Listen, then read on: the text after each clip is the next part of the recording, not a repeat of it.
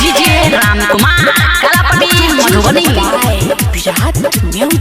चल घाट बनाई हम देह जरन तर के तर जरा देह ये चल घाट बनाई हम देह जरन तर के तर जरा देबौ की बोल चुका भुतिया लगाई देबौ एको रुपया नहीं हम लेबौ के बोल चुका भुतिया लगाई देबौ एको रुपया नहीं हम लेबौ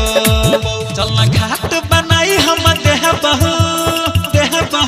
जरा ने तर के तर जरा देबौ ये चल घाट बनाई हम देह जरा ने तर के तर जरा देबौ की बोल चुका भुतिया लगाई देबौ एको रुपया नहीं हम लेबौ के बोल चुका भुतिया लगाई देबौ एको रुपया नहीं हम लेबौ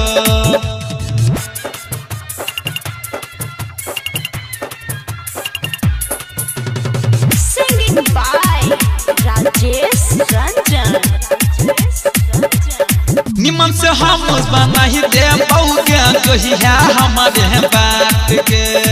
फूल पत्ता का से सजाई देबौ हम चकमक करतहु घाट के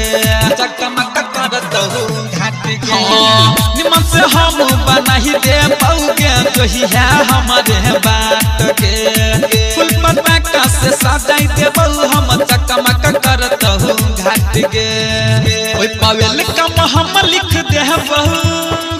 के गाछ लगाई हम देबौ ये ओइ पावेल कम हम लिख देबौ के गाछ लगाई हम देबौ की बोल चुका भुतिया लगाई देबौ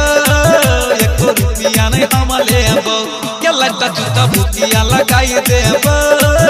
एको रुपया नहीं हम लेबौ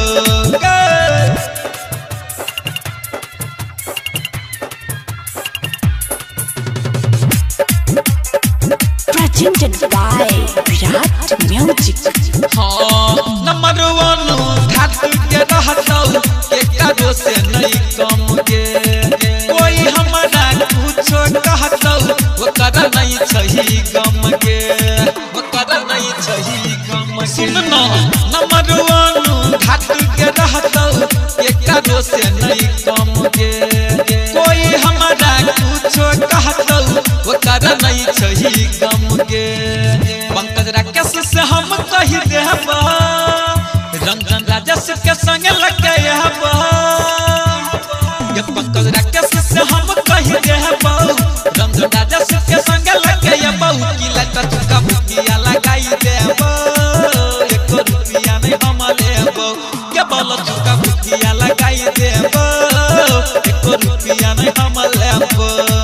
चल घाट बनाई हम देबौ जरा ने तर के तर जरा देबौ ये चल घाट बनाई हम देबौ जरा ने